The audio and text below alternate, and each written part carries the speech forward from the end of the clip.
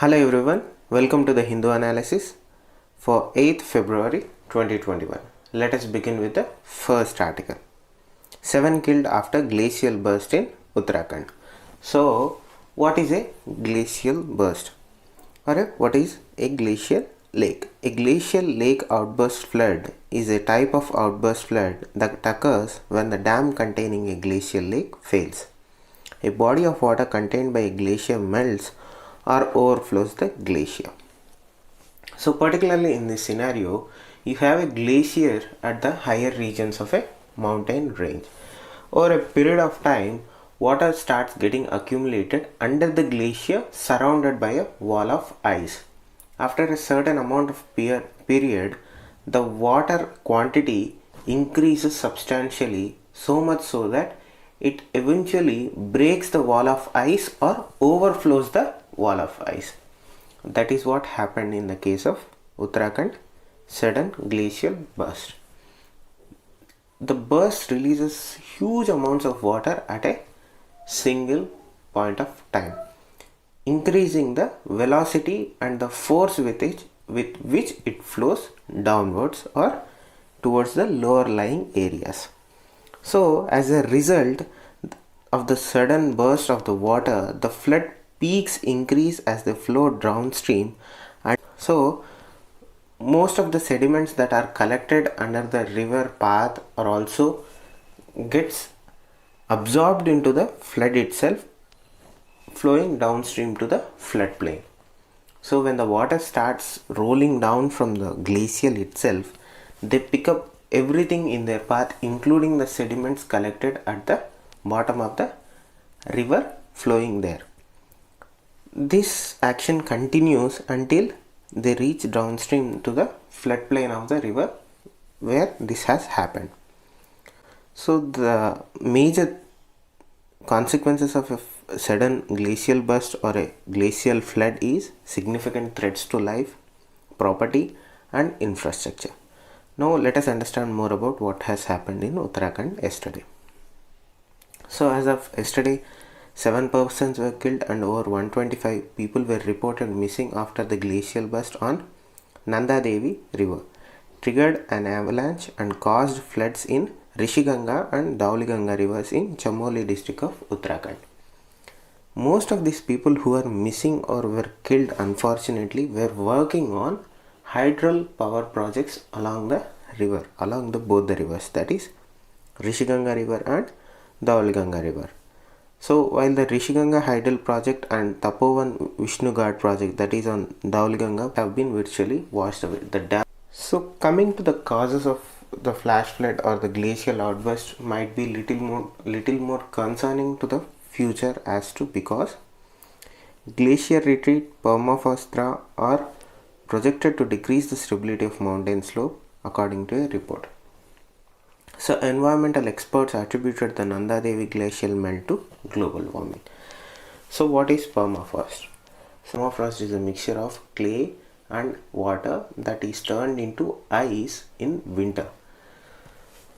Due to the specific nature and the mixture of water and clay, this stays as an hard surface or hard substrate even during summers also, because of the specific properties that it attributes because of mixture of clay and water. But due to the increase of temperatures and global warming, the threshold of this permafrost has been decreasing decade over decade. So currently it is at a state where we are seeing a thaw in permafrost, meaning there is a separation of water from clay resulting into a creation of a muddy surface or instability in the underlying substrate of the mountainous regions, which will lead to further landslides, further flash floods, again threatening infrastructure, life and property. So though experts say that such a glacial burst was an extremely rare event, satellite and Google Earth images do not show a glacial lake near the region. Scientists have now understood what might be the reason against it. They have went through large amounts of data and satellite images and said that though there was no evidence of existence of such glacial lakes in that area, there is a possibility that there may have been a water pocket in the region. So water pockets are lakes inside glaciers which may have erupted leading to this event.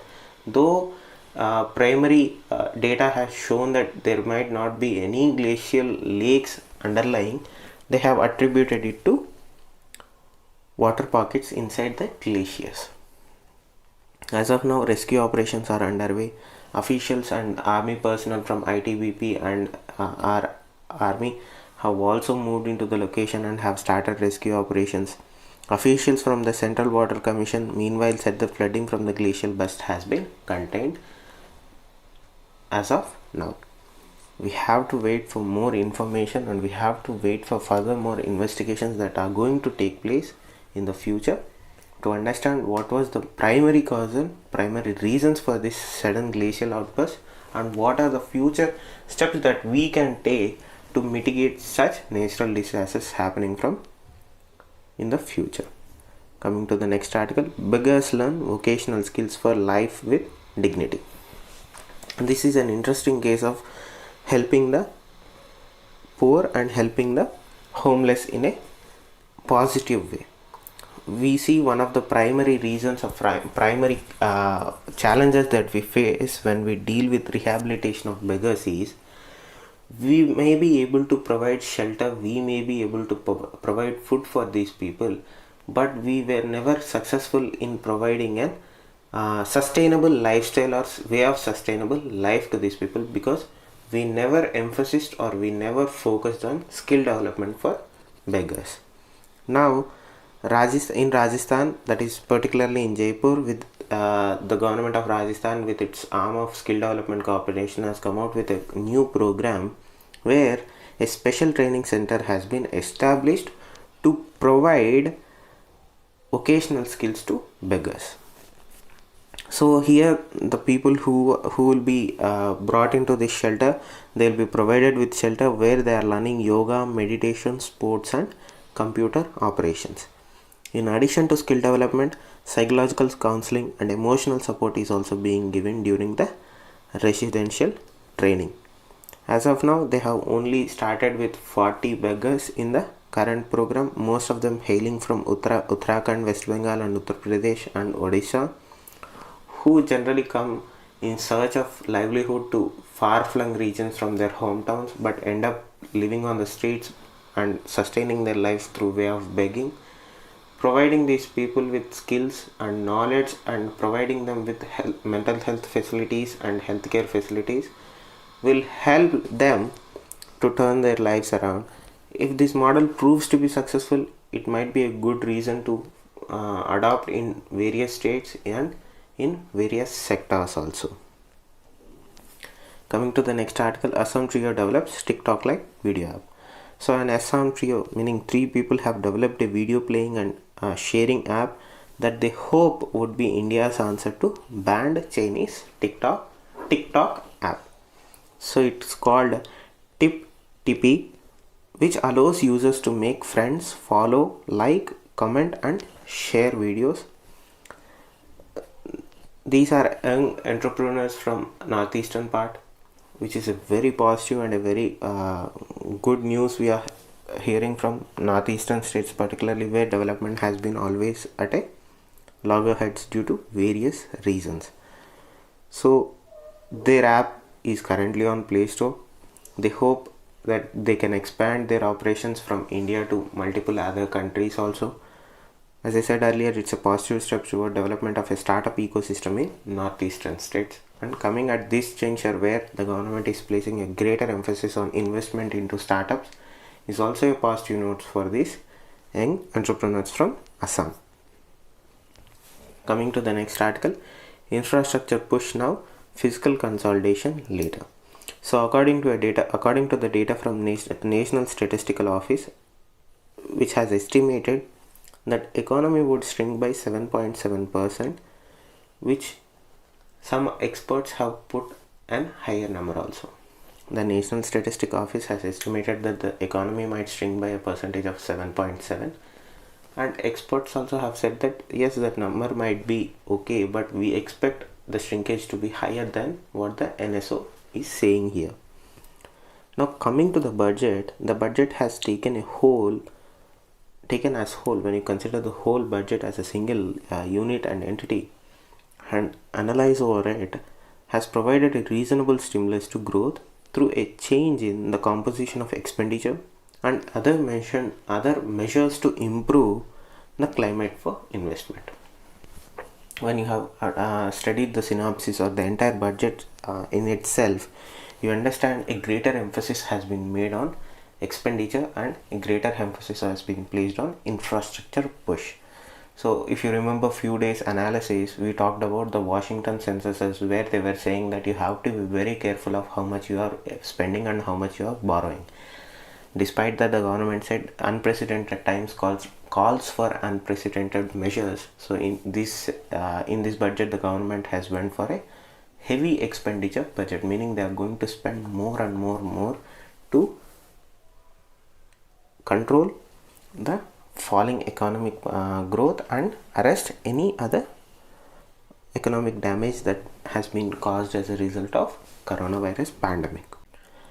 Before getting into the article itself, let us understand the term fiscal deficit. The difference between total revenue and total expenditure of the government is termed as fiscal deficit. It is an indication of the total borrowings needed by the government. In order to meet its spending needs, the government borrows some money. This is what the fiscal deficit indicates here. The difference between total revenue and the total expenditure of the government is fiscal deficit. So generally fiscal deficit takes place either due to revenue deficit or a major hike in capital expenditure. Capital expenditure is incurred to create long-term assets such as factories, buildings and other developmental activities. So currently the government has proposed or has indicated that the proposed growth in central expenditure growth in 2021, revised estimates on 2021 to 22 budget estimates indicates the extent of contemplated fiscal stimulus. So when the government has come out with the central expenditure and said that we have revised the estimates for the fiscal years of 2021 to 22, the fiscal stimulus that it needs to sustain an economic growth or start on the positive or V-shaped recovery or begin with the recovery path, we need more expenditure in this aspect. So the growth required in the last quarter of the current fiscal year or the corresponding period of the previous year would be 1 or 2.9% of total expenditure. So we need an increase in the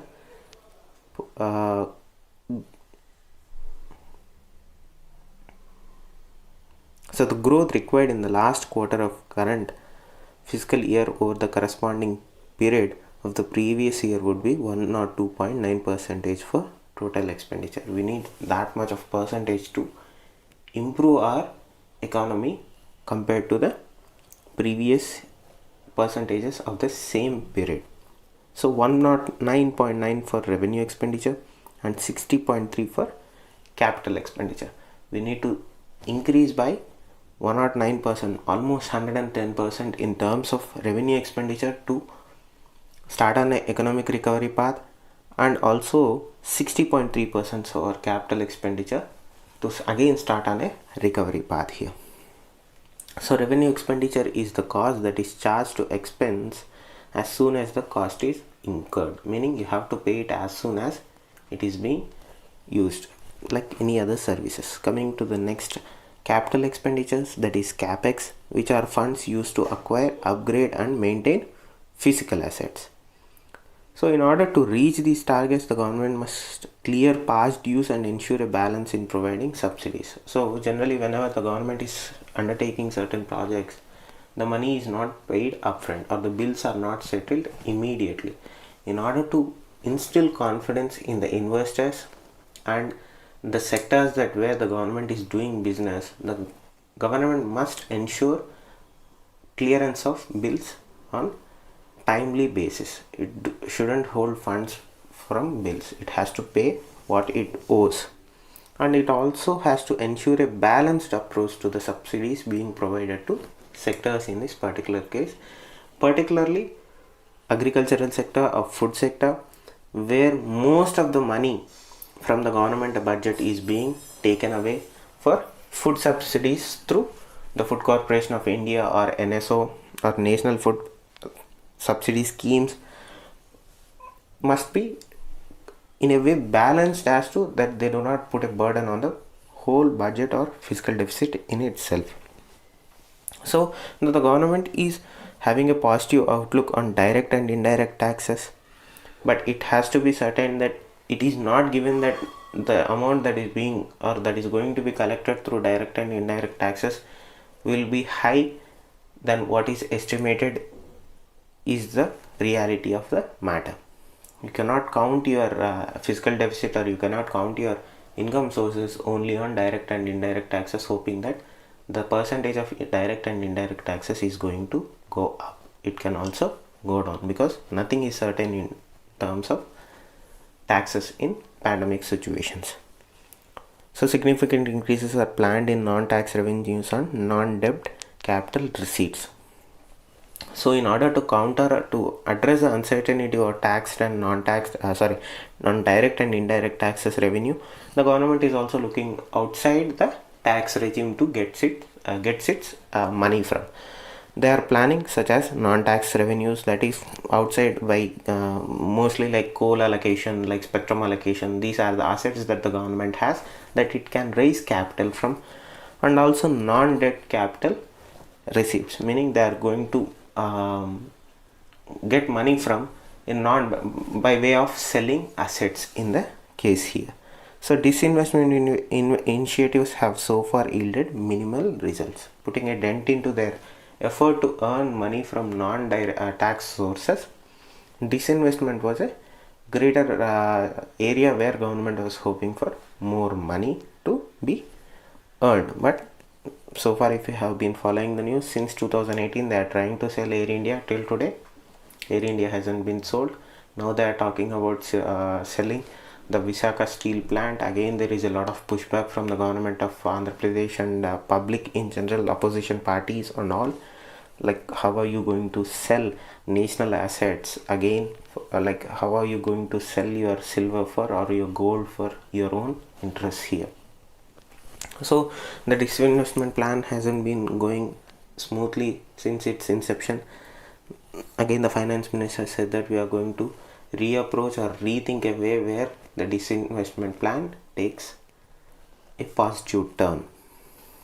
Again, what we have to consider here in terms of fiscal deficit and fiscal debt as a whole in terms of GDP relation is an important initiative pertains to the launching of national monetization pipeline. This would be the first practical step towards asset monetization, which was announced in the budget earlier. Success of the infrastructure expansion plan would depend on other stakeholders of the pipeline playing their due role. These stakeholders include state government and their public sector enterprises and private sector also. The entire success of the government plan depends on how states are going to react, along with how the public sector is going to utilize the national infrastructure pipeline or disinvestment pipelines or disinvestment plans that the government has brought in to their advantage and proactively participate in parallel to government's efforts. Again, development financial institution with an initial capital of 20,000 crores to be spent over next 5 years serves as a catalyst for facilitating infrastructure investment. The government is also talking about allowing DFI type institutions from private sector also, which will attract foreign investors into investing in our infrastructure projects. So in order to manage non-performing assets of public sector banks, there is a proposal to set up asset reconstruction company and asset management company. We are also trying to reduce the burden from a lot of banks losing money over non-performing assets through way of asset reconstruction company and an asset management company, which would act as a bridge between potential buyers or potential investors into this banking in addressing the NPA situation as whole. So these institutional initiatives may prove to be effective. Much depend upon the fine-tuning of operations of these institutions. Though all these institutions, all these steps may sound positive, may sound good on paper, the success is entirely dependent on how well they are run, how well they are framed, in a sense that it should be very friendly and very open and very easy to be adopted. So fine-tuning the operations is a critical component of the success and thriving of these institutions that are being set up to address the current economy slump.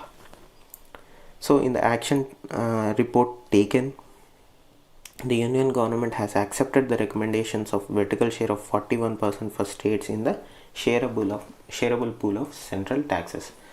So this is a current scenario where the 14th Finance Commission has come out with some percentage for the sharing of taxes between the central government and the state government, and the 15th Finance Commission, after which came out again with a draft report or a certain report that the 41% doesn't, 42% is not acceptable or not conducive in a way, so we are reverting it back to 41%. There is a lot of confusion over here, where the states are asking for the consideration of 14th Finance Commission, and the central government is saying no, the recommendations made by 14th Finance Commission are no longer feasible. You have to accept whatever the percentage has been set by the 15th Financial Commission. So there are a lot of front and back going on between center and state regarding what percentage of center state share must be there, depending on 14th Financial Commission report and 15th Financial Commission report. Now the central government has resorted to imposing of cess on certain goods, which, as I said, the increasing resort to imposition of cess, which is almost permanent, have reduced the shareable pool. In fact, the state share in central gross tax revenues is only 30% in the year 21 to 22. So whatever the 41% that we are talking about at the end of the day might not even be equitable to 41. It is more likely to come to 30%, which is very less than what has been recommended by the Financial Commission. So there is a back and forth between the 15th Financial Commission and the 14th Financial Commission. The 15th Financial Commission has also proposed a revised fiscal consolidation roadmap for center and states. Again, it has also recommended the setting up of a high-powered intergovernmental group to examine the fiscal responsibility legislation of the center and states. It is not only talking about the total reconsolidation of how we approach the fiscal debt as a whole, it also recommended that an intergovernmental organization be set up to address this deficit issue in a legislative, meaning bring out laws or amend laws to address the deepening economic crisis in the country now. The center has indicated taking the fiscal deficit to 4.5% of GDP by 2025 to 2026. It is of the hope of the central government that for the financial year of 25 to 26, our fiscal deficit would be 4.6% of the GDP. But in reality, there are higher and far more challenges in attaining the 4.5% difference here. To at least reach that numbers in the near future, the fiscal deficit must be related to household saving in financial assets and interest payments to revenue receipts. It shouldn't go beyond these two particular areas where the central government has some control of, say, through its financial institutions or financial regulators. So we must be conscious of the burden of the rising stock of debt. Though we are going for an expenditure centric budget, we should always be careful of stock of debt. Coming to the next article, men's access mental health care helpline more. So the helpline that we are talking about is called the Kiran helpline, which was set up by Department of Empowerment of Persons with Disabilities, which was launched officially by the ministry on September 7th of 2020. So it is a mental health line rehabilitation helpline, which is acts as an anonymous helpline to serve people who are suffering from mental health issues. So according to an internal report, 70% of callers were men according to an internal report released by the ministry. So 70% of the calls which this Kiran helpline was receiving were from men. So the majority of callers, that is 75.5%, were in the age group of 15 to 40 years, while 18.1% were older in the 41 to 60 age group. So coming back to the mental health aspect of it, majorly the challenges faced by the callers were related to anxiety, depression, while few others included pandemic related challenges such as suicidal tendencies, substance abuse and miscellaneous. So according to the report, students were the largest group of callers. So it was the young students or young adults who were facing a crisis of mental health during the coronavirus pandemic and in general in our country due to anxiety over their future. So the 24/7 helpline offers early screening, psychological first aid, psychological support, distress management, mental health well-being, psychological crisis management services, and referrals to mental health experts that is operated by 81 frontline professionals apart from voluntary psychiatrists, clinical and rehabilitation psychologists. So this is a very comprehensive helpline that is run by the central government to address the mental health challenges in India. It is only a small drop in the ocean when mental health aspect is being discussed in India from the policy point of view and societal point of view, because in India we don't believe, or we don't as much as believe, that mental health is an issue, but in reality mental health is a real thing that most of the adults in India are dealing with but are not talking about. Coming to the next article, Kerala saw more home deaths in 2020. So, elderly and terminally ill may have not received adequate medical care during pandemic, says expert. So coming to the article in itself, analysis of the state's birth and death registrations for 2020 shows that except in 2 districts, there is an unusual increase in the proportion of people who died at home during 2020, both in urban and rural areas, compared to what the number they were expecting earlier, or what the percentage of death in the pre-pandemic year has substantially increased during the pandemic year. The experts have attributed the reason for this sudden increase in death rates at home due to various reasons, primarily being denial of medical care to elderly and terminally ill in the pandemic year. Since the attention of the public health system has totally shifted towards COVID-19, all through 2020 might be a primary cause for this sudden increase in elderly death at home. Government medical colleges, general hospitals and district hospitals in all districts were converted to exclusive COVID-19 hospitals. Experts say that it is possible that because of the COVID-19 situation, a lot of chronically ill patients were not given adequate medical attention, particularly dealing with kidneys, hearts, lungs, where they need constant medical attention to survive. These critical services were denied due to the pandemic situation.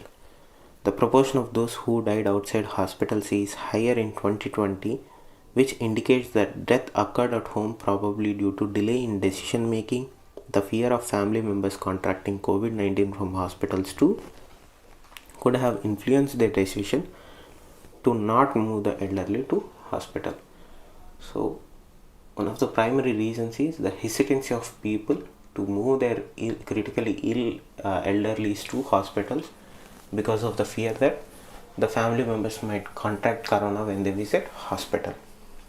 So multiple reasons are there. One is denial of critically needed treatment, apprehensiveness from the family itself to address their critical needs in terms of healthcare. But at the end of it, it has to be understood that more people died at home due to non-COVID related diseases due to they were denied the critically needed healthcare which they would have received at hospitals, but due to coronavirus pandemic they did not receive at the hospital, and there was no infrastructure present to render those same critically needed services or critically vital services at home. So lack of infrastructure is a process here. Coming to the next article, disinvestment will be squeaky clean. So finance ministry officials have come out and said that the government will adopt a squeaky clean process for the privatization of public sector enterprises as per the new policy that has been unveiled in the new budget. The top finance ministry officials that have been entrusted with this process of disinvestment have said that we are very optimistic and the process is going to be entirely clean, so that the credibility of the process that has taken place will be beyond doubt. They said that we want it to be absolutely clean, and for that even I won't know the names of the bidders. Even the highest echelons of the officers will not be able to know who is bidding for the units in a bidding process. So they are going to manage it in a faceless way, paving way for more transparency and more assertiveness in addressing or approaching the entire process of bidding or selling of assets. We have to wait and see how this entire disinvestment plan that the central government has envisioned is going to play out in the near future. Thank you. Have a good day.